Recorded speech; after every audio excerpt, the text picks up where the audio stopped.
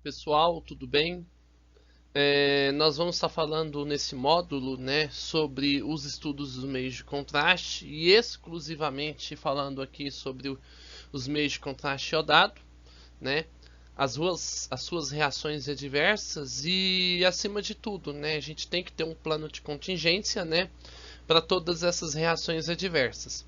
E nesse módulo a gente vai estar falando muito sobre isso, né? Sobre a importância desse plano de contingência, né? O quanto é fundamental. A gente vai estar falando aí, né, do planejamento de toda a execução, né, do exame com contraste, porque o meio de contraste ele pode trazer, né, ali algumas reações ao paciente, consequentemente a gente tem que estar, né, com toda a estrutura preparada para poder entrar, né, com a intervenção, né, do contraste. Então, o meio de contraste iodado ele é dividido em duas partes, né? Nós temos aqui o contraste iodado, onde nós temos ele tanto iônico, né, quanto ele não iônico. Bom, qual que é a diferença entre os dois? A diferença é que o contraste iônico, nós temos uma grande quantidade de íons, nós temos uma quantidade maior de íons, né? E o não iônico, nós temos uma quantidade menor de íons, ou seja, a gente tem aqui um quantitativo pequeno, um quantitativo menor de íons, aonde a probabilidade, né, do não iônico é menor em ter reações adversas, né? Então, um paciente que tem aqui o não iônico, ele é aplicado aqui o não iônico, não significa que ele não terá reação. Pelo contrário, né? Pelo contrário, ele poderá sim ter reação, só que a probabilidade dele, né? Só que a probabilidade é menor, bem menor, tá? E quando a gente observa uma situação como essa, o uso do contraste endovenoso, é claro que toda a preocupação que a gente tem aqui é exclusivamente porque o contraste ele é o que? Endovenoso. Nós vamos aplicar ele na veia, né? Então ele permite não só, né, visualizar as estruturas de vasos, mas também do funcionamento dos órgãos, também a fisiologia dos órgãos, né, devido toda a sua estrutura farmacológica, né? Então, dentro da radiologia, com a aplicação dele, a gente consegue ter um diagnóstico mais detalhado, né? E a gente consegue estudar, né, com maior propriedade a extensão das doenças e também das lesões, né? Então, quando eu pego aqui essa questão do contraste iodado iônico, né? O contraste iodado iônico, que é aquele que eu falei para vocês agora há pouco, né? Que tem ali, né, uma probabilidade maior de ter reação, porque ele tem mais íons, né? São contrastes, né, com osmolaridade muito superior ao do plasma, né, do nosso sangue. Então, essa osmolaridade, que vai de 6 a 8 vezes maior, né, eles estão associados a ter um maior, né, risco aos efeitos adversos, né? Por isso que existe toda uma preocupação, né? Toda uma estrutura que a gente monta, todo um planejamento, né? Nós vamos realizar o exame com contraste, mas o paciente deverá, né, vir preparado, o paciente deverá, né, estar pronto para a realização desse procedimento. Então, né, existe todo aquele processo que a gente aprendeu sobre a parte do planejamento desse exame, né? Sobre a parte desse planejamento. E o planejamento em si, né, ele é fundamental para minimizarmos essas reações, mesmo utilizando o contraste iodado iônico, né? Mesmo usando o contraste iodado iônico. Então é muito importante, né, a gente ter esse cuidado, a gente ter todos esses protocolos de uma forma ativa, né, justamente porque a gente lida com situações que infelizmente, né, a gente não sabe o que pode vir pela frente quando se trata da aplicação deste, né?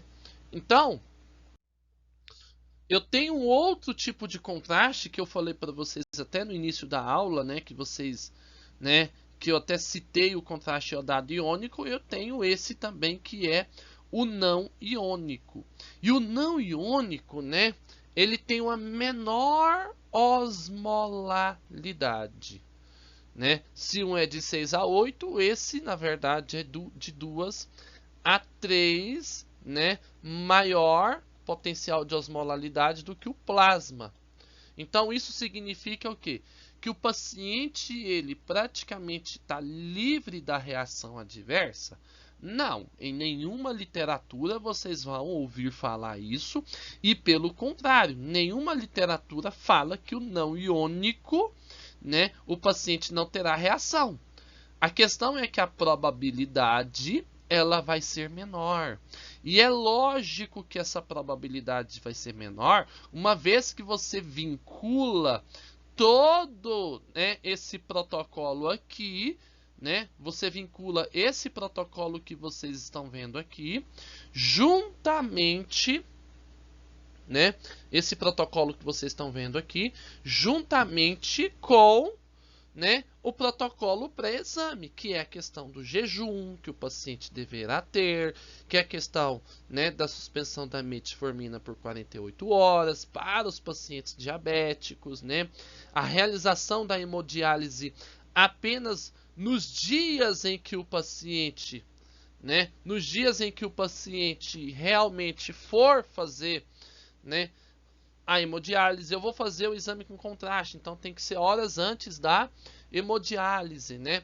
Então, nós temos aqui uma probabilidade de reações adversas, aonde com contraste iodado iônico, essa probabilidade ela chega a 12%.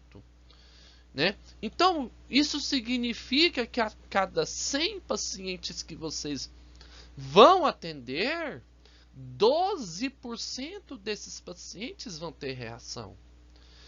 E essa escala ela diminui quando eu tenho aqui o contraste iodado não iônico. Por quê? Porque eu tenho aqui o número que pode chegar a 3%. Né? Então a segurança do contraste iodado iônico ela é maior do que o contraste iodado, né? O contraste iodado não iônico é maior do que o iônico. Então isso é uma coisa que nós precisamos entender, que muitas vezes, né, nós como profissionais de radiologia, nós precisamos saber qual é o tipo de contraste que o hospital utiliza comumente. Às vezes o hospital está utilizando, por exemplo, um contraste iodado iônico para uma economia. E muitas vezes eu digo para vocês uma economia que muitas vezes não vale a pena.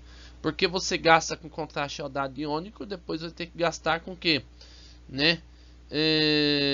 Depois vai ter que gastar com o quê? Gastar com medicação, gastar com soro, gastar com várias outras, né? Gastar aí com vários outros custos desnecessários, né?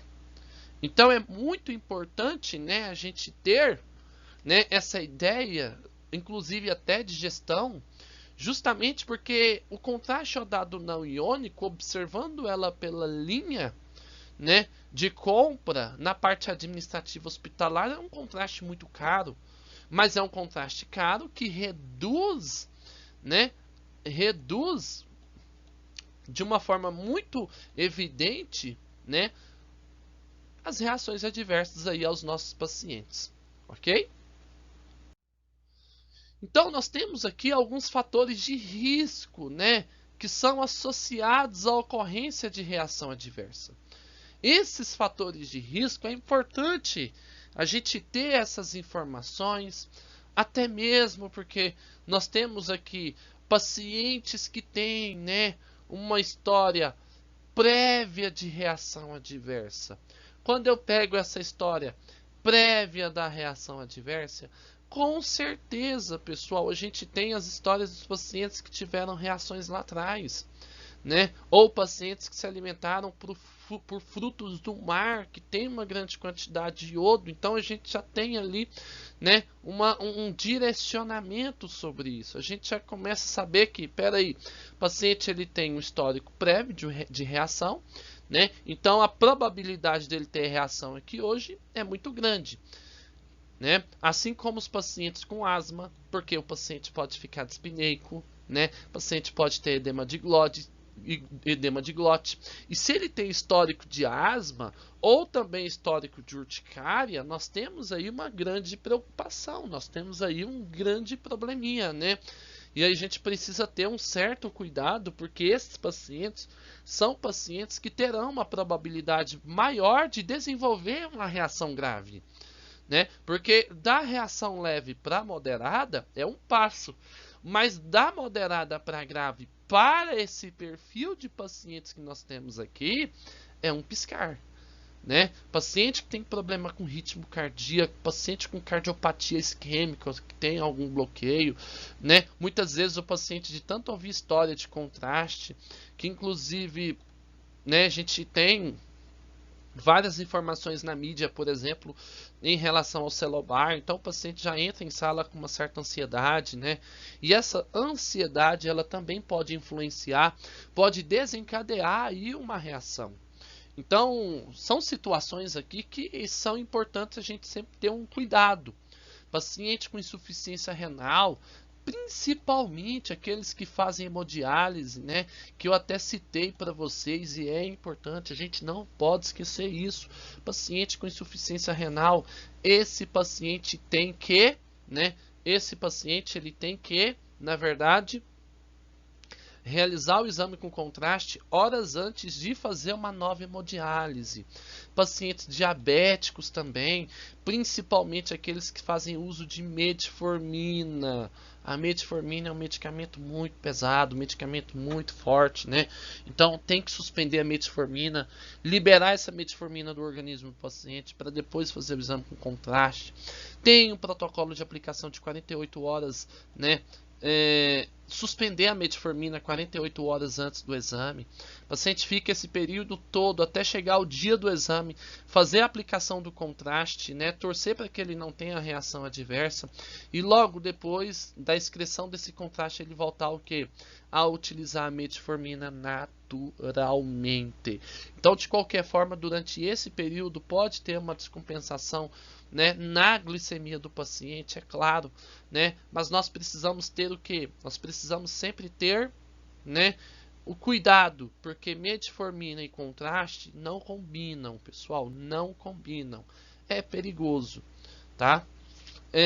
As reações, né, geralmente a gente também tem reações locais e elas são frequentes, e quando eu falo reação local, nós estamos falando exclusivamente sobre o extravasamento do meio de contraste, né?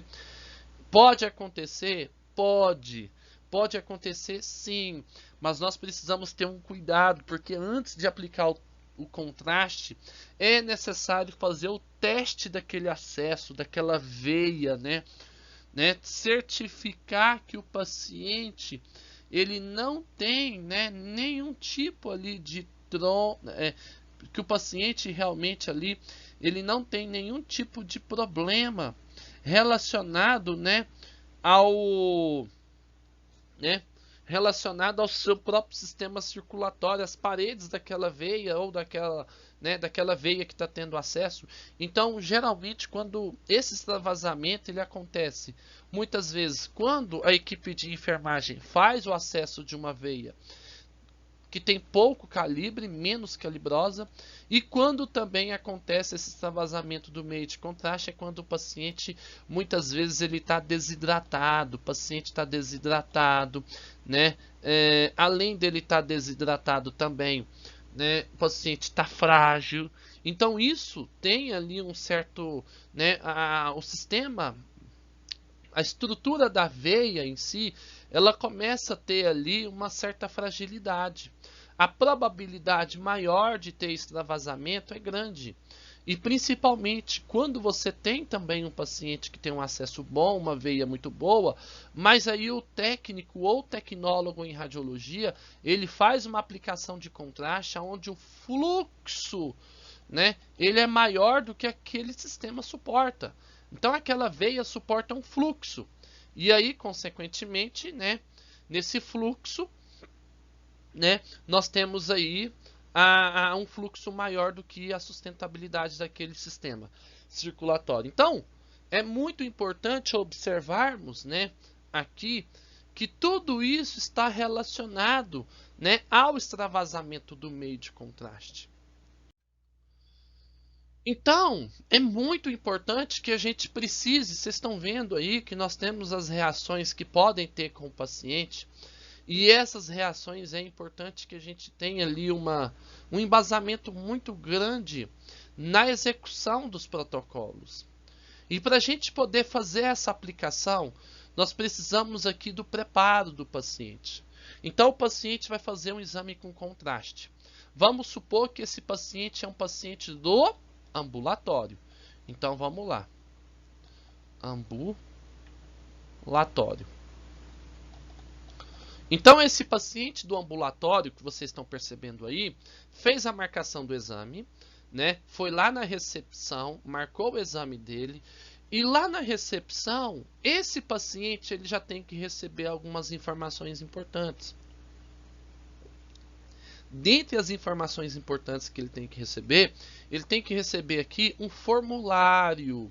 Esse formulário, né, ele tem que ser um formulário autoexplicativo de tudo aquilo que o paciente ele tem que fazer durante o preparo do exame.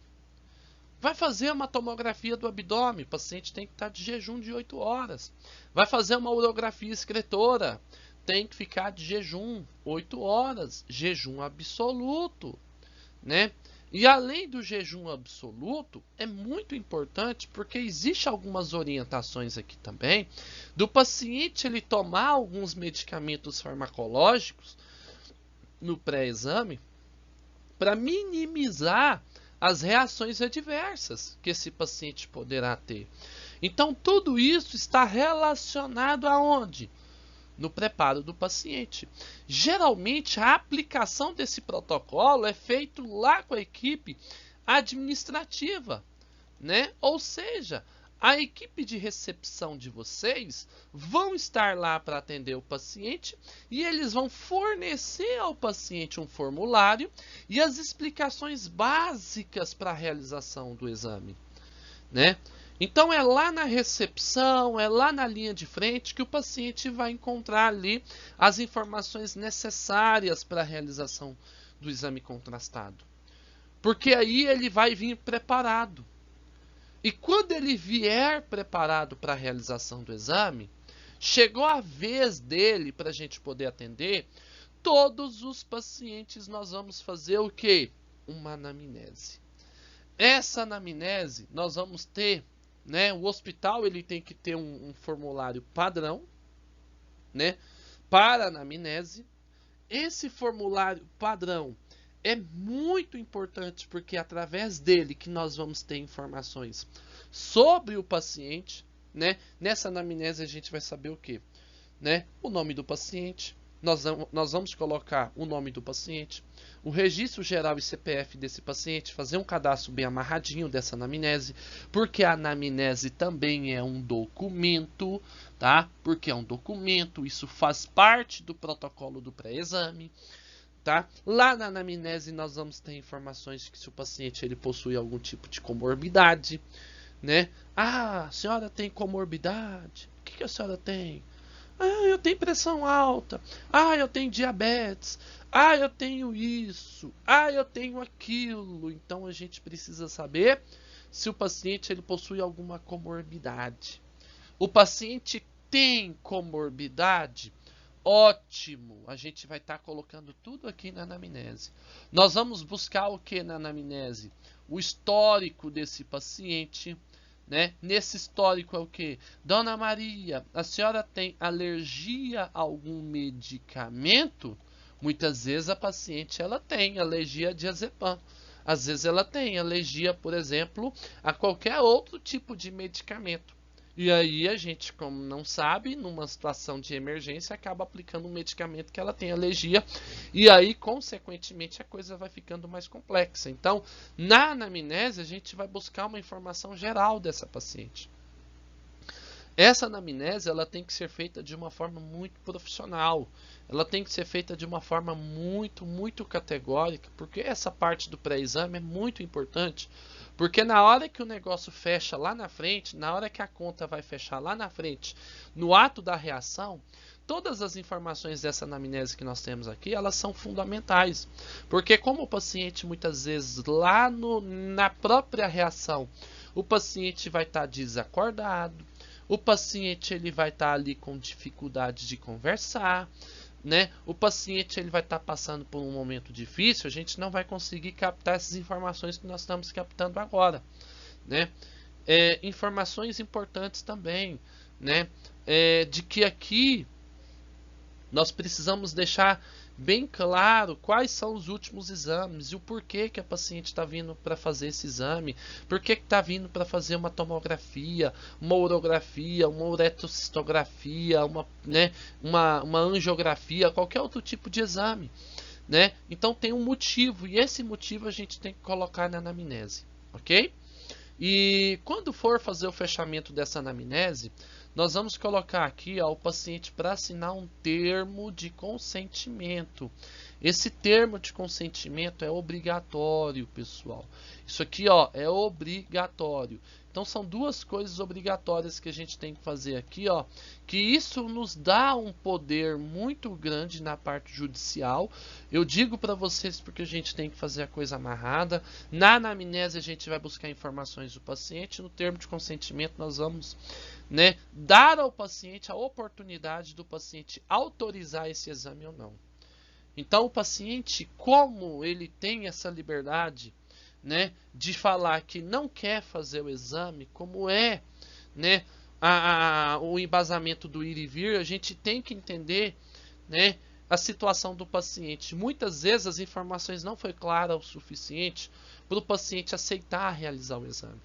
Então a gente tem que passar todas as informações de uma forma clara. Nós temos que falar sobre as reações dos meios de contraste. O que os meios de contraste eles podem trazer como reação adversa, né? E é muito importante, né, que o paciente ele assine esse termo de consentimento. Esse termo de consentimento é um termo de autorização. O paciente ele está autorizando, né, a realização do exame com contraste, mesmo sabendo de todas as reações adversas ao contraste, sobre todas as reações adversas do meio de contraste nesse procedimento. Quando você pega um paciente que vai lá para o centro cirúrgico, aí ele vai, né, realizar uma cirurgia, e aí o que acontece? Quando esse paciente ele é encaminhado ao centro cirúrgico, né, um exemplo, ele assina um termo de consentimento como esse. Por quê? Porque mostra para o paciente quais são as responsabilidades aqui, quais são os prós e os contras na realização desse procedimento. Lógico que se eu fizer um exame e o paciente não assinar um termo de consentimento, né, se eu não fizer uma anamnese, e durante esse procedimento der um problema, uma reação, nós vamos ter um problema muito sério. Porque no final das contas, o paciente ele pode falar que se soubesse da reação que esse contraste fazia, eu nunca autorizaria vocês fazer esse exame em mim. Aí você vai falar, mas você autorizou, você falou. Tudo bem, você falou, mas quem prova que o paciente falou? Por isso que são duas coisas importantes que a gente precisa aplicar no atendimento ao exame com contraste. Assinou o termo de consentimento. Perfeito. Primeira coisa que a gente vai fazer? Preparar esse paciente para a realização do exame. E esse preparo, na primeira parte que nós vamos fazer aqui, desse preparo para a realização do exame, é fazer a verificação dos sinais vitais desse paciente. A verificação dos sinais vitais, ela é obrigatória, porque a gente tem que fazer a verificação dos sinais vitais antes e depois do exame, né? Então são duas situações aqui que a gente vai estar fazendo aqui, né, a verificação dos sinais vitais. Quando o paciente ele entra em sala, nós vamos verificar a PA do paciente, a pressão arterial do paciente antes do exame, né? Vamos ver que a PA dele vai estar normal, né? E depois do exame também. Isso mostrando que durante todo o procedimento o organismo do paciente respondeu bem aos meios de contraste, né?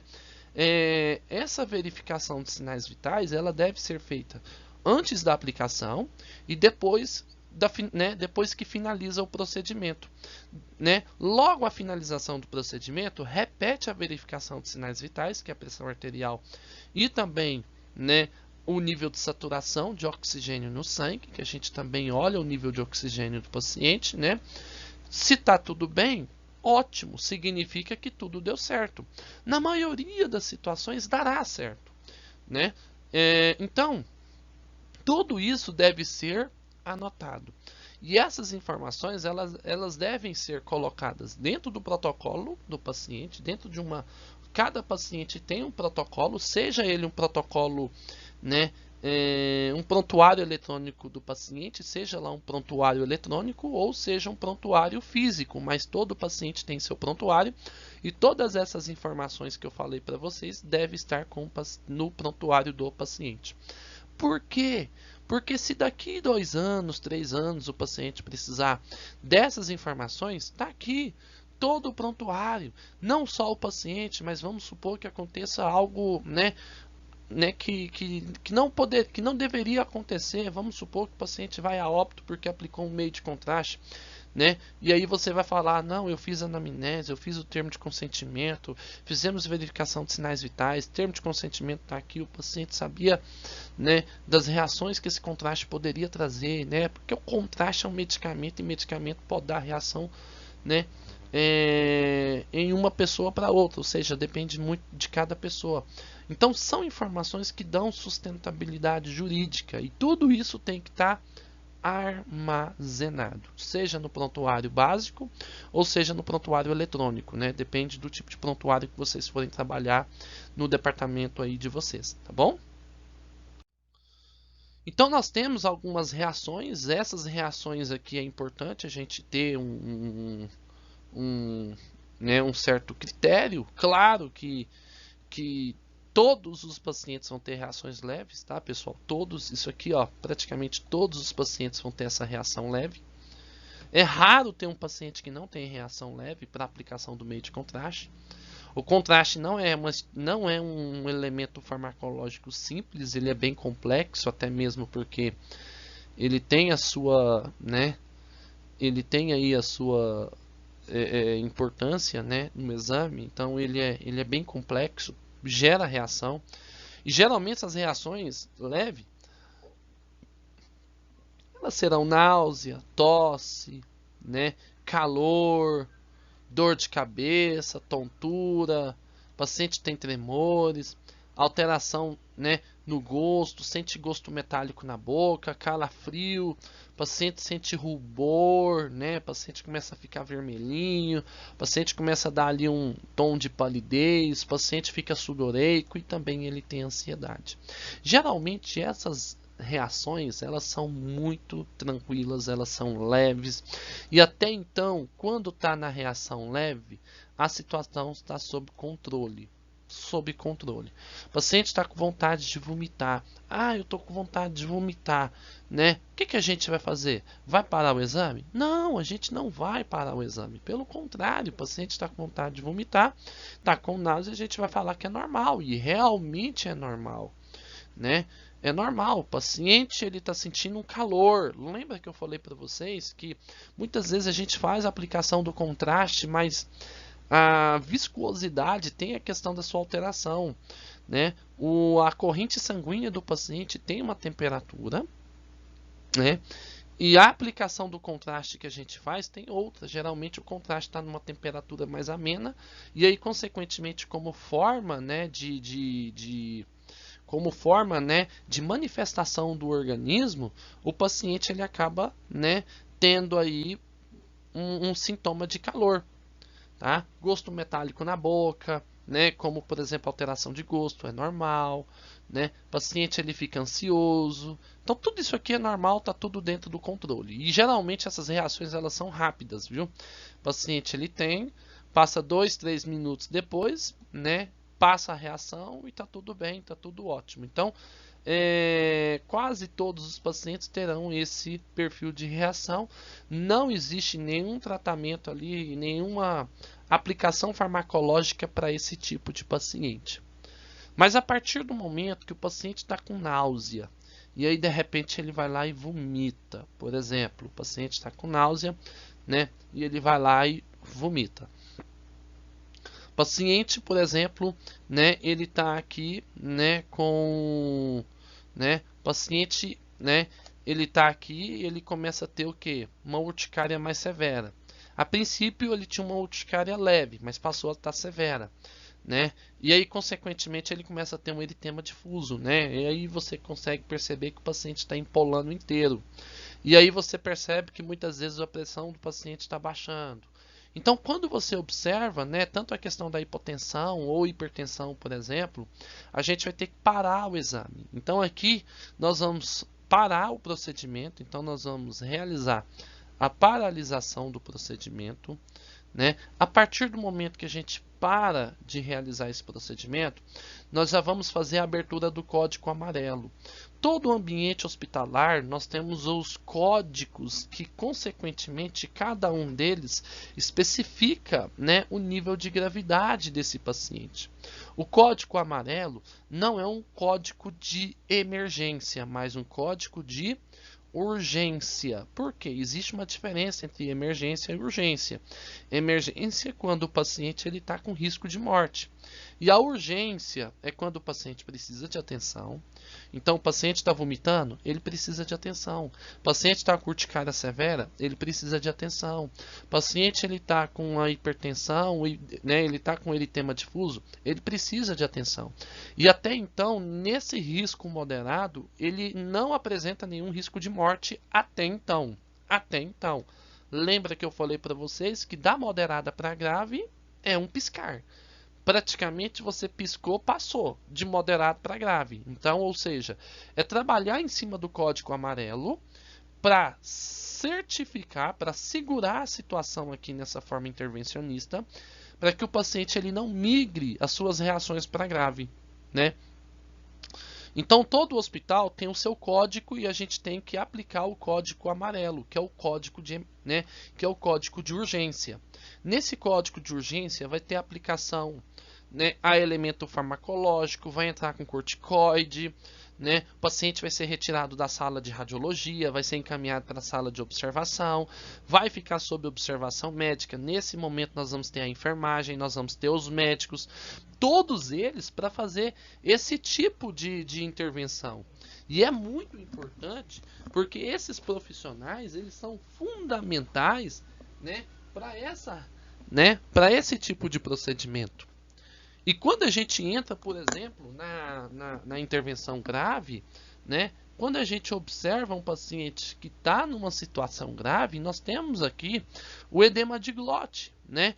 Automaticamente o paciente que está com edema de glote, que a região da glote ela incha, né? Muitas vezes ele vai ter dificuldade para respirar, ele pode entrar num quadro de arresponsividade, ou seja, ele não consegue te responder mais.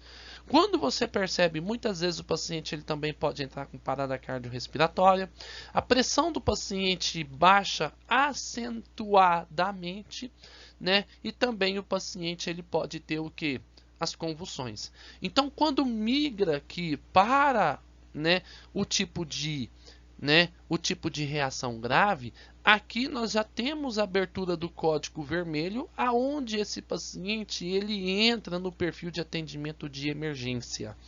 Isso aqui não tem brincadeira, né? Aqui a situação do paciente é séria. Por quê? Porque é um perfil de paciente que instantaneamente ele necessita de uma unidade de terapia intensiva, ele necessita de um suporte avançado, né? E dentro dessa abertura do código vermelho, dentro da sala, dentro da radiologia, nós temos que ter medicações, né, para atender o código vermelho.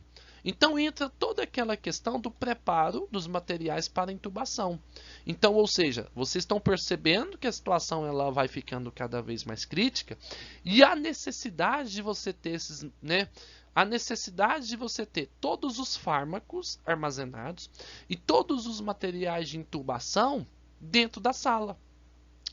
Né? Então, se você for um profissional de radiologia, por exemplo, que não faz verificação dos medicamentos, que você não faz verificação, né, dos materiais de intubação, que você não faz verificação da sua sala de intercorrência, que você não estuda o POP de abertura de código vermelho para esses pacientes, é numa situação dessa que muitos profissionais acabam entrando em desespero. Por quê? Porque a gente precisa dar esse suporte ao paciente.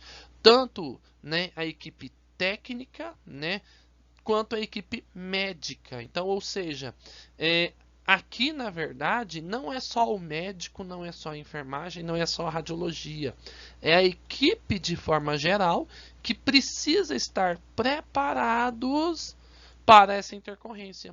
Então o paciente ele está aqui, deu a abertura do código vermelho, enquanto o médico está ali tentando falar com o paciente está com a responsividade, né? Nós como profissionais de radiologia, os profissionais de enfermagem, já vai separando o material de intubação, já vai separando aqui os medicamentos que vão ser necessários para fazer a aplicação, já vai separando seringa, já vai separando aqui tudo. Por quê, pessoal? Porque isso aqui, na verdade, não precisa do médico chegar e falar, nossa, vamos preparar agora os materiais tais. Aí, para preparar os materiais, demora 1 minuto, 2 minutos, e esse tempo é vida, né? Para o paciente que está numa situação como essa. Então, quando nós temos uma equipe preparada, enquanto o médico já vai fazendo ali a intercorrência, né? A gaveta de medicamentos, ela já deve ser rompida já. Já rompe, já deixa ali preparado, né? E o médico vai falar, eu preciso disso, eu preciso daquilo, nós vamos, né, preparar para fazer intubação, então tem que pegar os materiais de intubação, já abre né, o armário para fazer os materiais de intubação, a bolsa de psicotrópicos aqui está do meu lado, se precisar, por exemplo, por alguma outra situação. Então a gente tem que ter tudo isso de uma forma mais organizada, né? Situações dessa, pessoal, e situações dessa, por exemplo, né, a organização ela é tudo, e principalmente situações dessa salva a vida do paciente, salva o atendimento de vocês. É a mesma coisa, você chega no escritório e fala, ah, eu vim buscar o boleto tal, aí tá aquela pilha de papel, não tem organização, não tem nada. Aí a pessoa fala assim, nossa, eu tô procurando aqui, deixa eu procurar. Procura. Demora 2, 3, 4, 5 minutos para achar um boleto. Sendo que se você tem organização lá no seu escritório, lá no seu home office, por exemplo, eu preciso de um boleto, você já vai direto na pasta que está esse boleto. Ou seja, em menos de 20 segundos você está com ele na mão. Então a organização ela é muito importante. Nesse caso aqui é necessário que a equipe de vocês, tanto radiologia, enfermagem, equipe médica, sejam profissionais bem aplicados na questão da organização nesse ambiente, né, nesse ambiente intervencionista com contraste. Então, nós temos aqui alguns fundamentos importantes que a gente precisa ter. Ah, mas isso aqui tem que estar na sala de radiologia. Na tomografia ou, por exemplo, lá na sala de raio-x, onde eu vou fazer a urografia. Bom, se não tiver espaço, mas tem que estar numa sala ao lado. Então a gente tem que ter oxigênio. Por quê? Porque vai fazer a aplicação de oxigênio muitas vezes, né? Sempre que o paciente tiver um sintoma respiratório ou uma alteração cardiovascular, né? Medicações como adrenalina, né? Principalmente quando o paciente tiver reação moderada ou progressão para grave. Então, né, nós temos aqui a aplicação da adrenalina. A gente tem o Benadryl, né, que é importante também, né, principalmente para paciente que tem reação moderada. Leve nem utiliza, né, geralmente utiliza mais em reações moderadas. Alegra, né, o paciente, né, você tem que ter, você tem que saber, olha, tá aqui, tem o medicamento, né. Então, isso é muito importante, pessoal, porque esses medicamentos aqui, todos eles têm que estar em sala e, inclusive, todos eles têm que estar dentro do período de validação, né? É muito importante, é fundamental. Vocês precisam estar 100% ligados com a equipe de farmácia do hospital. Ó, tá faltando adrenalina. Se tá faltando adrenalina, eu posso atender o paciente com contraste? Não, eu não posso. Enquanto não tiver a reposição integral da farmácia, lá na sala de intercorrência da radiologia ou lá dentro da tomografia, nós não podemos fazer exame com contraste. Tá? Muito cuidado, porque isso aqui pode trazer um problema danado. Olha, a bala de oxigênio praticamente está zerada, né? E aí, pode fazer o exame com contraste se precisar de oxigênio, né? O oxigênio é importantíssimo ao paciente. Então, se está faltando algum tipo de elemento farmacológico que eu estou citando para vocês aqui, não faz, não dá para fazer. Aí nós temos o aerolim, por exemplo, né? Paciente que tem edema laríngeo ou broncoespasmo. Tem aerolim? Faz. Tem soro fisiológico? Porque precisa de soro, primeiro para fazer teste, segundo para hidratar o paciente, né? Precisa também de atropina, né? Paciente ele teve uma hipotensão com braquicardia, por exemplo, né? Ah, tá faltando diazepam. Galera, tudo isso aqui é muito importante para a funcionabilidade do serviço de radiologia com aplicação de contraste. Se faltar algum desses medicamentos, a gente não está completo. Se a gente não está completo, nós não estamos preparados para atender aquele paciente. Nós não estamos preparados para fazer um exame com contraste. Tá? Então é muito importante que isso aqui tudo vocês têm que ter em mãos, né? Isso aqui tudo vocês precisam ter, né, acesso a essa medicação, acesso, né, a esses elementos. É muito importante. Então aqui eu estou dando exemplo para vocês porque toda sala, né, seja na sala de onde nós vamos fazer o exame, que é na tomografia computadorizada, uma sala de raio-x convencional, mas a sala de raio-x é muito pequena, mas na sala de intercorrência, né, a gente precisa ter os materiais, né? Nós precisamos ter equipamentos para ressuscitação, respirador aqui, né? Oxigênio, elementos farmacológicos. Olha a organização de cada um deles. Essa organização aqui que a gente precisa ter, a seringa direitinho organizada, né? Aqui as agulhas que a gente vai estar utilizando aqui, né? O scalp, qualquer coisa, galera, tudo organizado. Isso aqui, pessoal, é muito importante a questão da organização, né? Eu preciso de um diazepam, tá aqui. Eu preciso, por exemplo, né, de uma atropina, tá aqui, né? Então, ou seja, é rápido, o atendimento tem que ser rápido. E para que o trabalho possa ter um bom desenvolvimento, nós precisamos saber de onde está tudo. Né? Eu tenho material para intubação, vamos intubar o paciente agora, eu preciso intubar o paciente agora. Né? Não é agora, é agora. Então, ou seja, você tem o que? Todos os materiais fundamentais para poder fazer essa intubação. Aonde é que tá? Tá aqui do nosso lado aqui, ó. Vai precisar do que agora? Entendeu? Então, assim, esse suporte é o que realmente salva o nosso paciente, né? E aquilo que eu falei para vocês, uma família, galera, vira uma onça quando o paciente ele entra respirando no hospital, entra bem para fazer um exame como esse e acaba tendo uma reação grave, um paciente desse vai a óbito. Vocês podem ter certeza absoluta que a família vai entrar com processo e lá na justiça a gente tem que provar por A mais B que nós fizemos tudo certo. Tudo certo. Por isso que é um exame especializado, por isso que é um exame que precisa ter cuidado, por isso que são exames que a gente precisa estar bem, né, interligados a qualquer situação. né? Vocês não vê profissionais de radiologia, profissionais mais ou menos, profissionais ali, né, que assumem uma responsabilidade de fazer um exame tão complexo que é o exame com contraste.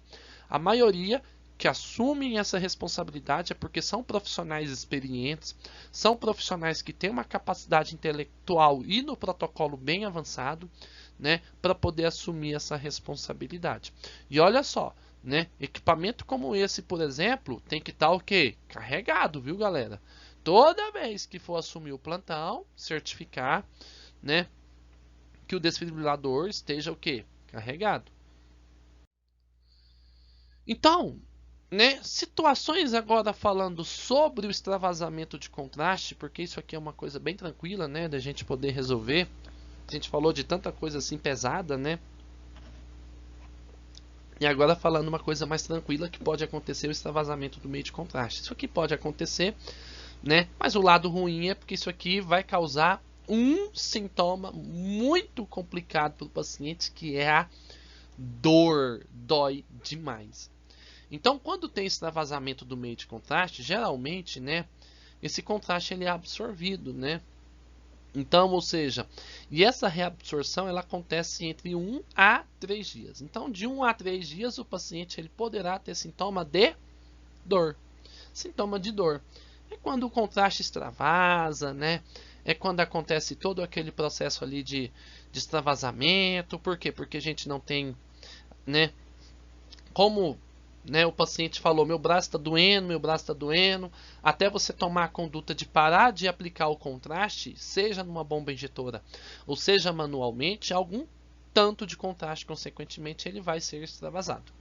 Então isso aí vai causar dor, tem queimação no momento da injeção, né? Vai causar um edema local, ou seja, vai inchar pra caramba, né?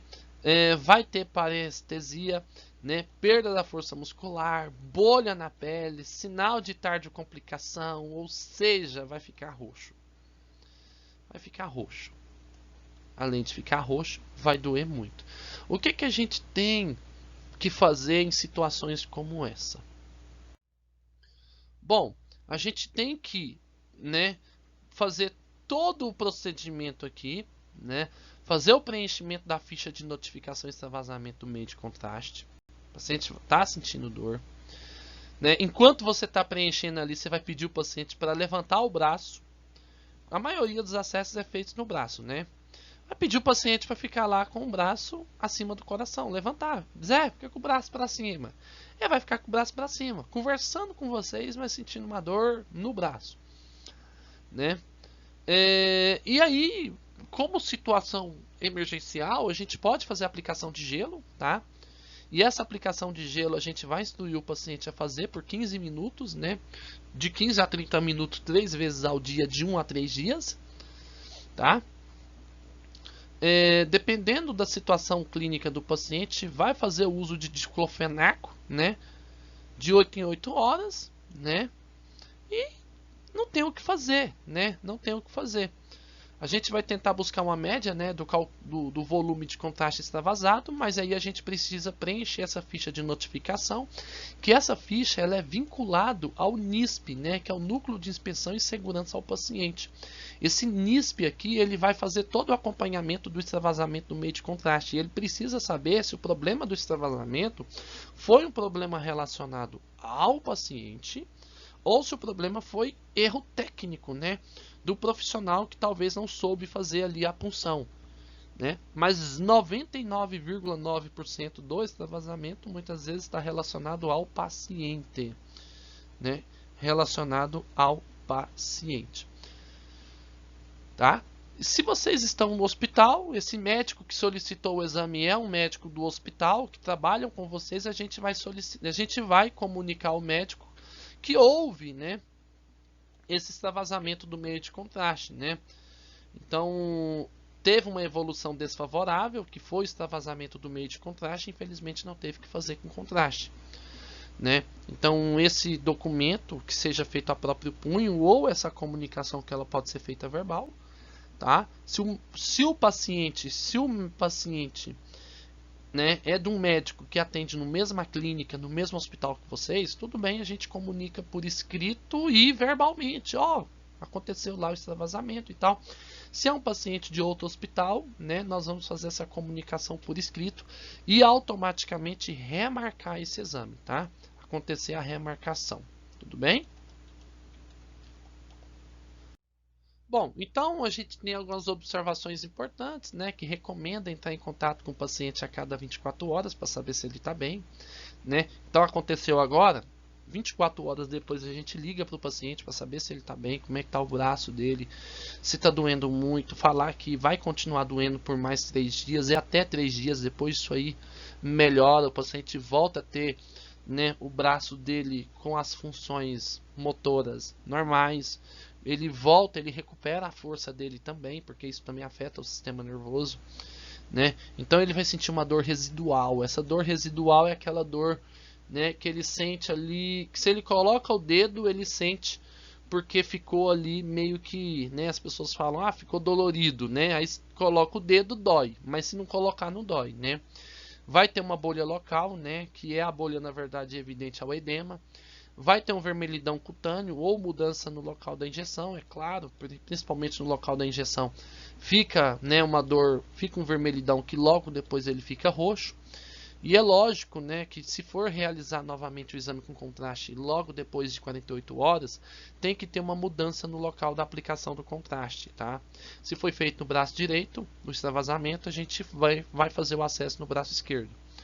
Tá? O paciente ele fica com o braço durinho, né, durante esse período, né, e ele também tem essa mudança de sensibilidade. Tudo bem? Bom, pessoal, eu agradeço imensamente mais esse módulo, né, esse módulo fundamental, um módulo importante, né. Espero que todos vocês tenham aprendido um pouco sobre meio de contraste, tá? E vamos tocar em diante aí o nosso curso. Um abraço para vocês e até a próxima aula.